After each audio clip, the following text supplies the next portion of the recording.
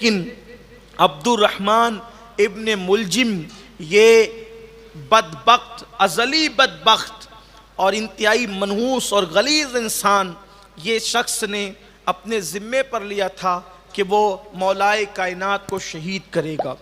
اس نے زہر میں خنجر بجھایا اور زہر میں خنجر بجھا کر وہ کوفہ آیا، اور کوفہ آنے کے بعد جب وہ کوفہ پہنچا تو کوفہ پہنچ کر اس بدبخت نے جو ہے وہ دیکھا کہ ایک عورت کے گانے کی آواز آ رہی ہے، خوبصورت آواز ہے گانے کی۔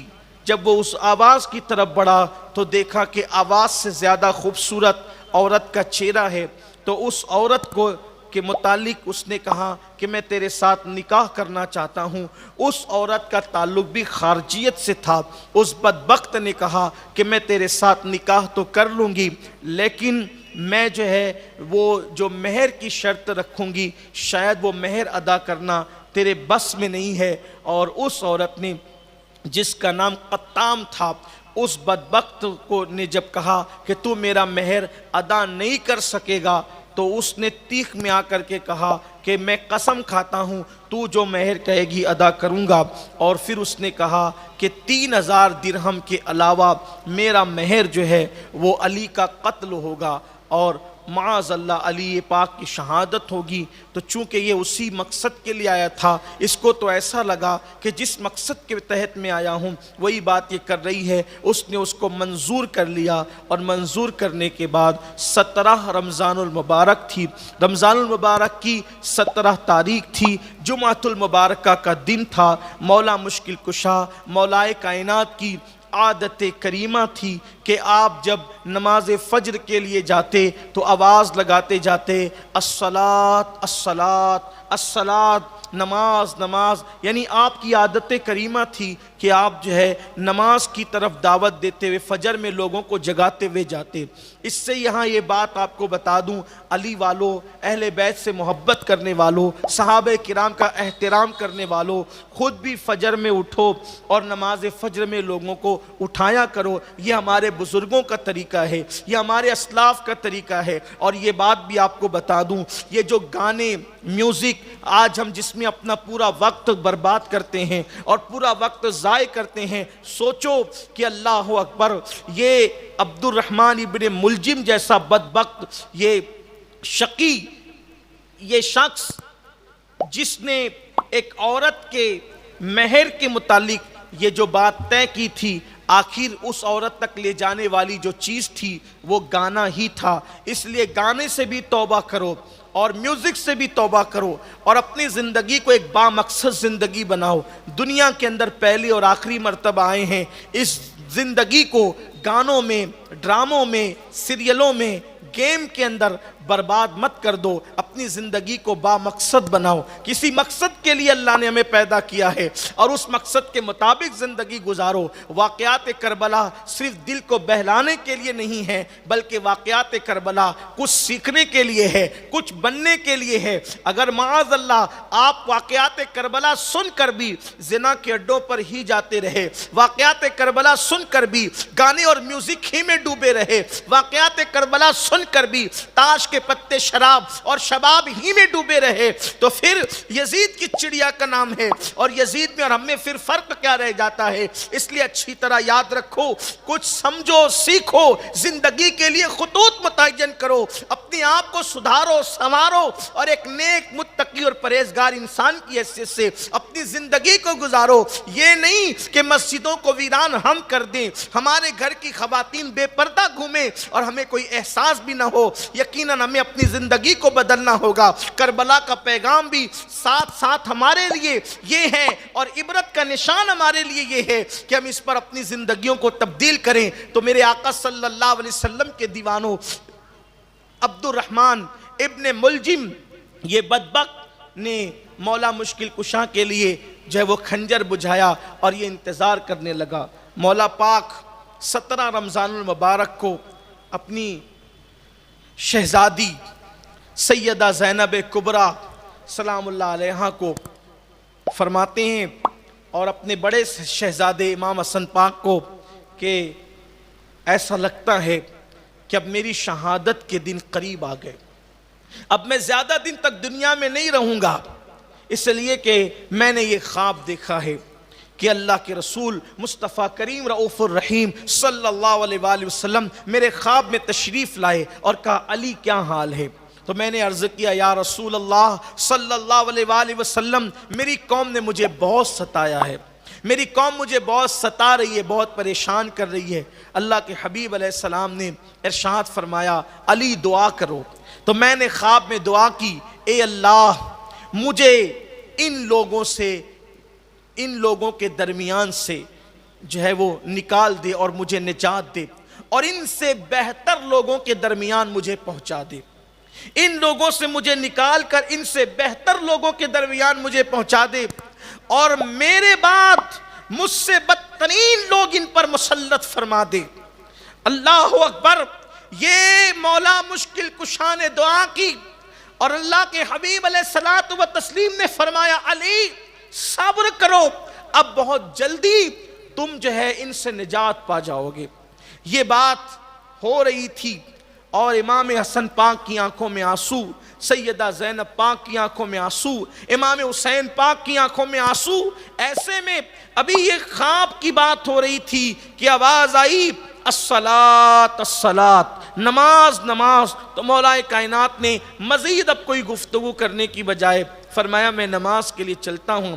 اور یہ بھی روایت میں آتا ہے کہ جب مولا مشکل کشا نماز کے لیے گھر سے باہر نکل رہے تھے تو کوفہ کی ساری بدخیں مولائے کائنات کے مکان کے پاس جمع ہو کر وہ زور زور سے چلانے لگی۔ سیدہ زینب پاک نے کہا انہیں کیا ہو گیا، یہ کیوں آج چلاتی ہیں؟ تو مولا مشکل کشا نے فرمایا بیٹی یہ تیرے بابا کی شہادت پر نوحہ کرتی، یہ بدخیں یوں ہی نہیں چلا رہی ہے بلکہ یہ تیرے بابا کی شہادت پہ نوحہ کر رہی ہے۔ اور پھر اس کے بعد مولا مشکل کشا مسجد میں پہنچے اور اس بدبخت نے، ازلی بدبخت نے وقت کو دیکھا اور موقع کو غنیمت جان کر ایسا زور کا وار کیا کہ وہ خنجر آپ کے سر کو کاٹتا ہوا آپ کی کنپٹی کو کاٹ گیا۔ اور پھر چونکہ مسجد میں نماز کا وقت تھا، لوگ موجود تھے، رمضان المبارک میں تو اس غفلت کے دور میں بھی مسجد بھری ہوتی ہے، وہ دور تو بہرحال مولائے کائنات کی خلافت کا دور تھا، لوگ مسجد میں موجود تھے۔ جیسے ہی لوگوں نے دیکھا اس کو پکڑا بھی اور مولا مشکل کشا کو سہارا دیا اور پھر آپ کو گھر لایا گیا۔ تو مولا مشکل کشا نے کہا کہ اب بہت دن تک کے جو ہے وہ اس دنیا میں رہنا نہیں ہوگا۔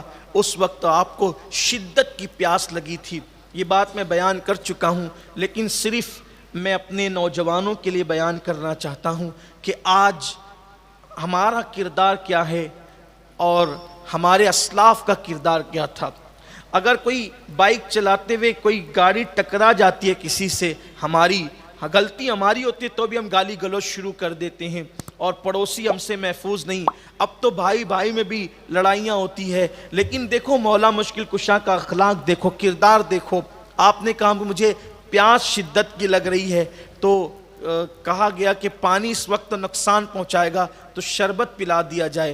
تو آپ کو جیسے شربت پیش کیا گیا تو وہ ابن ملجم کھڑا تھا، اس کو لوگ پکڑے ہوئے تھے اس انتظار میں کہ اگر آپ کی شہادت ہو جائے تو پھر اس کے بارے میں جو حکم ہو وہ کیا جائے، اور اگر آپ کو صحت مل جائے تو پھر آپ خود فیصلہ فرمائیں گے۔ تو ایسے میں جب شربت آیا، ٹھنڈا ٹھنڈا شربت، تو اس وقت ابن ملجم نے کہا کہ مجھے بھی پیاس لگ رہی ہے۔ مولا پاک نے فرمایا ایک کام کرو، ہاتھ میں لے کر کٹورا پینا چاہتے تھے، اس نے کہا مجھے بھی پیاس لگ رہی ہے، فرمایا پہلے اسے پلا دو بعد میں مجھے پلانا۔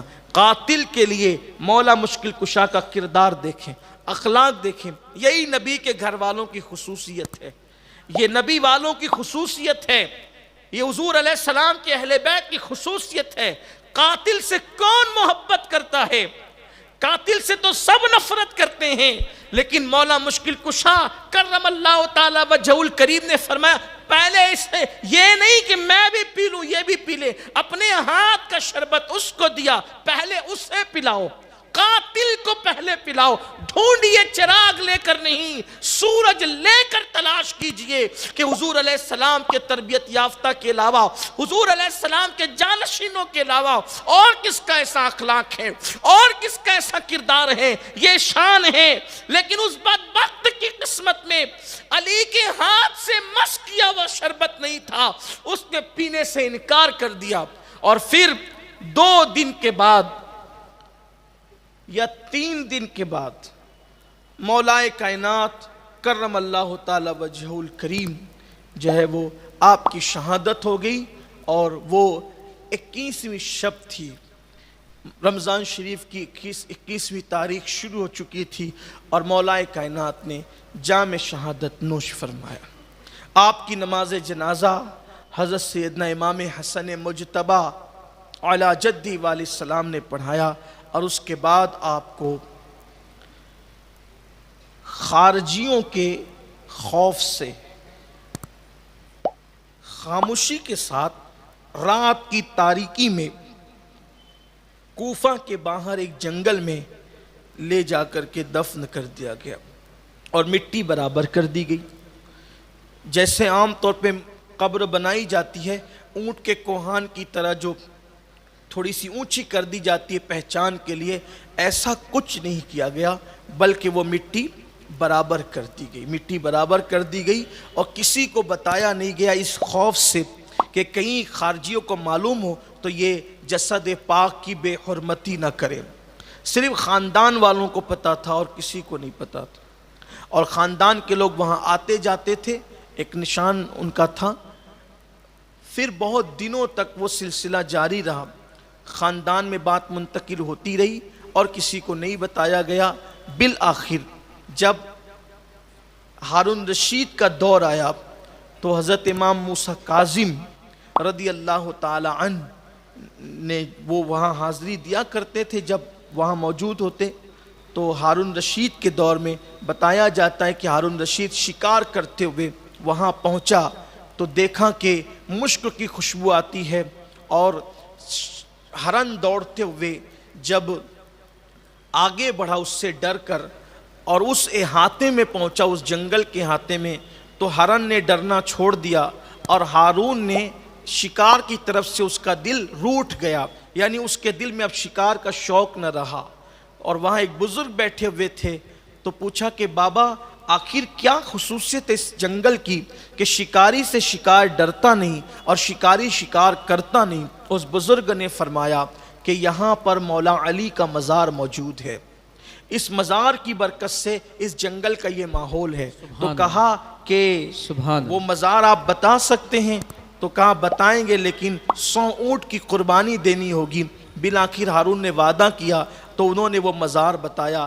تو کہا لوگ مجھ سے پوچھیں گے کہ یہ مزار بتایا کس نے, تو میں تو آپ کو جانتا نہیں, آپ کا نام نہیں جانتا, تو آپ کون ہے؟ تو آپ نے فرمایا کہ میں خضر علیہ السلام ہوں. سبحان اللہ. اور پھر اس طرح سے مولا مشکل کشا کا مزار ظاہر ہوا, اور بعد میں امام موسیٰ کاظم سے بھی اس کے متعلق پوچھا گیا تو آپ نے اس کی تصدیق فرمائی کہ ہاں یہ مزار یہیں پر ہے, اور وہ خاندانی طور پر بات چلی آ رہی تھی. اور بھی روایتیں ہیں, دیکھیے روایتیں بہت سی ہے, پڑھی بھی جاتی ہے, لکھی بھی جاتی ہے, لیکن مشہور جو بات ہے اور جو بات جمہور کے نزدیک ہے وہ یہی ہے کہ مولا مشکل کشا کا مزار مقدس نجف اشرف میں ہے, جہاں پر ہم حاضری دیتے ہیں. اور یہ بات کتنی خوبصورت ہے کہ ہم اجمیر کو شریف کہتے ہیں, بغداد کو شریف کہتے ہیں, کہ چوچھا کو شریف کہتے ہیں, مہریرہ کو شریف کہتے ہیں. اسی طریقے سے جتنے بزرگان دین کے مزارات جہاں ہیں, ہر مزار والے شہر کو کیا کہتے ہیں؟ شریف کہتے ہیں. لیکن نجف کو شریف نہیں کہتے, بلکہ نجف کو اشرف کہتے ہیں. بات ہے, سبحان اللہ, سبحان اللہ. نجف کو تفصیل کے ساتھ سب شریف ہیں, اس لیے کہ سب اولیاء کے شہر ہیں, اور نجف شریف نہیں بلکہ اشرف ہے کہ یہ سید الاولیاء کا شہر. سبحان اللہ, سبحان اللہ, سبحان اللہ. اور ہر شہر پہلے بسا ہے مزار بعد میں بنا ہے. یہ نجف اشرف کی خصوصیت ہے کہ پہلے وہاں مزار بنا ہے, اس کے بعد علی پاک کے مزار کے صدقے میں شہر بسا. سبحان اللہ.